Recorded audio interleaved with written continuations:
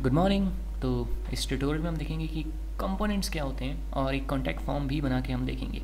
Okay, तो basically component क्या होते हैं, जैसे आपने देखा होगा कि आपके आर्टिकल्स जो बन रहे हैं वो एक कंपोनेंट है, आपकी कैटेगरीज बनती है वो एक कंपोनेंट है, मेन्यूज़ बनते हैं वो एक कंपोनेंट है।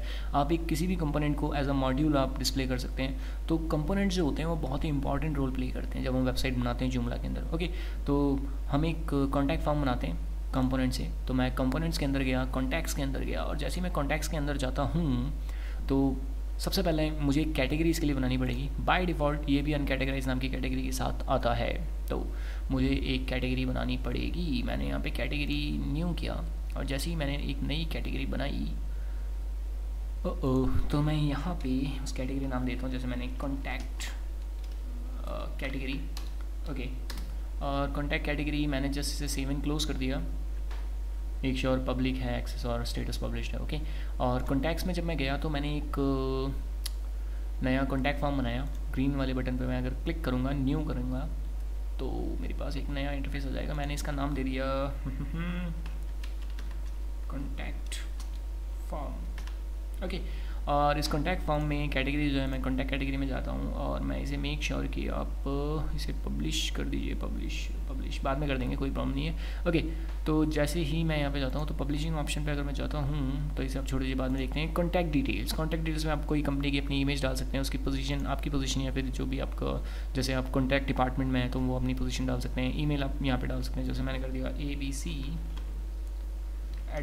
abc@xyz.com। ओके, एड्रेस आप डाल सकते हैं, जैसे मैं देता हूँ address goes hair. Okay, city goes hair. मैं इसे कॉपी कर लेता हूँ, ये बहुत काम आएगा मेरी।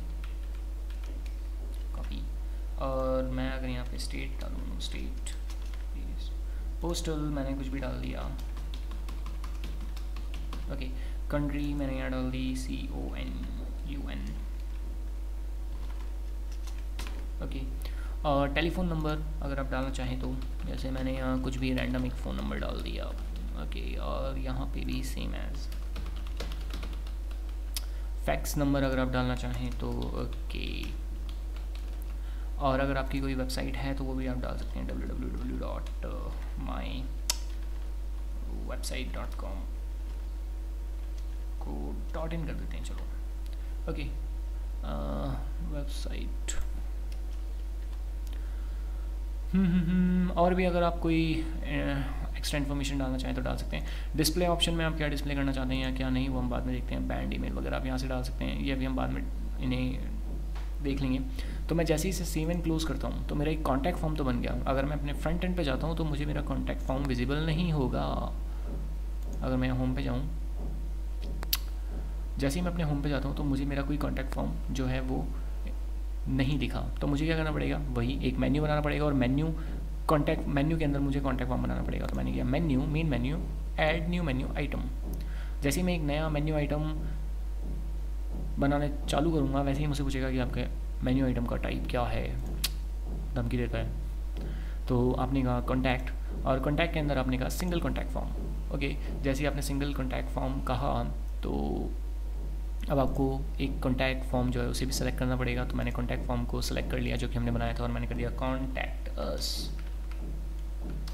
ओके, और मेक श्योर ये पब्लिश्ड है, एक्सेस पब्लिक है, पेरेंट है, यूज़र रूट है। ओके, मैंने इसे सेव एंड क्लोज कर दिया। जैसे ही मैं इसे यहाँ से सेव एंड क्लोज करता हूँ और वेबसाइट के फ्रंट एंड पे जाता हूँ तो मुझे मेरा कॉन्टैक्ट नाम का मेन्यू दिखेगा। अगर मैं यहाँ पे क्लिक करता हूँ तो मुझे मेरा पेज नहीं दिख रहा, क्यों, जाके देखते हैं एक बार। फिर मैंने कहाँ गलती कर दी।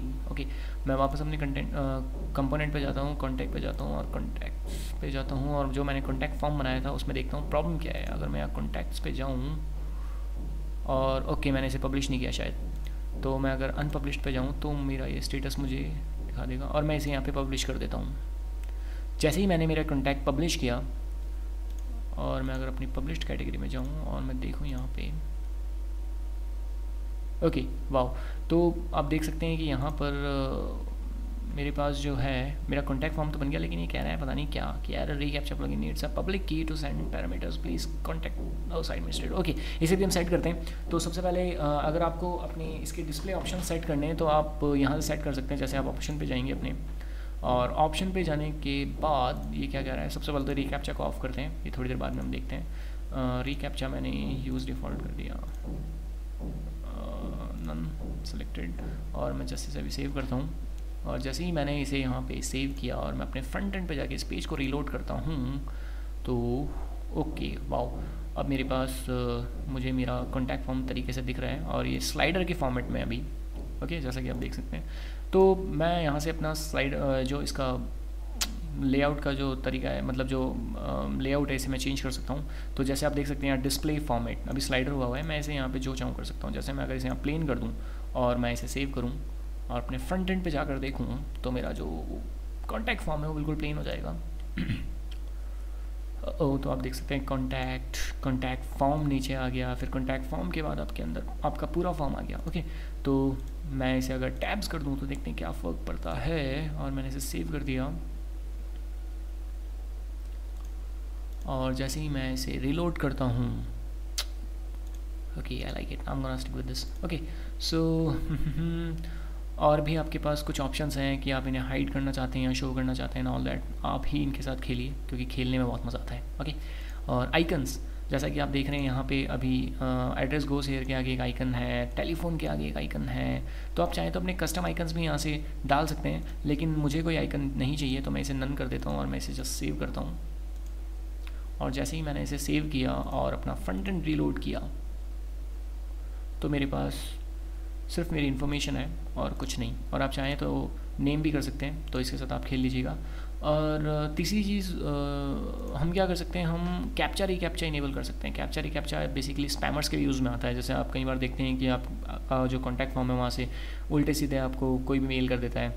तो कैप्चा रिकैप्चा डालने से क्या हो जाता है कि खैर इंटेंशन तो नहीं बदलते स्पैमर्स के, लेकिन फिर भी वो सोचता है यार कौन इतना देखे, कौन टाइप करे, कौन छोड़ो यार, तो बहुत फ़र्क पड़ता है इससे।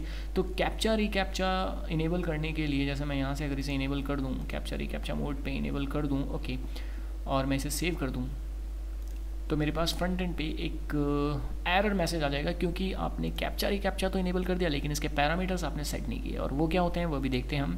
और इसके अलावा फॉर्म के आप कुछ बैंड ईमेल डाल सकते हैं। जैसे किसी पर्टिकुलर ईमेल से आपको बहुत बेकार ईमेल आ रहे हैं या फिर कुछ भी आप नहीं चाहते हैं वहाँ से कोई ईमेल आए, तो उस ईमेल को यहाँ डाल सकते हैं, वो बैन हो जाएगा। कोई भी सब्जेक्ट बैन कर सकते हैं, टेक्स्ट बैन कर सकते हैं, आप सेशन अपना कम कर सकते हैं, बढ़ा सकते हैं, या फिर आप कहीं कॉन्टैक्ट रीडायरेक्ट, जैसे आपको किसी ने कॉन्टैक्ट करके जस्ट सेंड कर दिया और आप चाहते हैं कि सेंड करते ही वो बंदा आपके होम पेज पे रीडायरेक्ट हो जाए, तो यहाँ पे बस अपनी होम पेज की यूआरएल डाल दीजिए, वो आपके होम पेज पे रीडायरेक्ट हो जाएगा। ओके, तो ये तो बेसिकली बेसिक इन्फॉर्मेशन थी।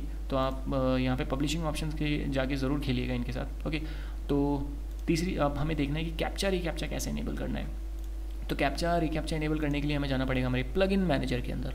ओके, तो प्लगइन मैनेजर के अंदर अगर मैं जाऊँ, ला ला ला ला ला ला ला ला, ठीक है, तो यहाँ पे मुझे कैप्चा रिकैप्चा ढूंढना है मेरा। Captcha recaptcha, page break, vote, article, page break, भीगी भीगी सी रातें, भीगी भीगी यादें, भीगी भीगी बातें, भीगी भीगी आँखों में कैसी नमी है। थर्ड सेकंड पेज पर भी नहीं है। कैप्चा रिकैप्चा थर्ड पेज पर भी नहीं है, क्या बात हो गई, कहाँ चला गया जुमला एड, ये रहा, सॉरी, फर्स्ट पेज पे ही था।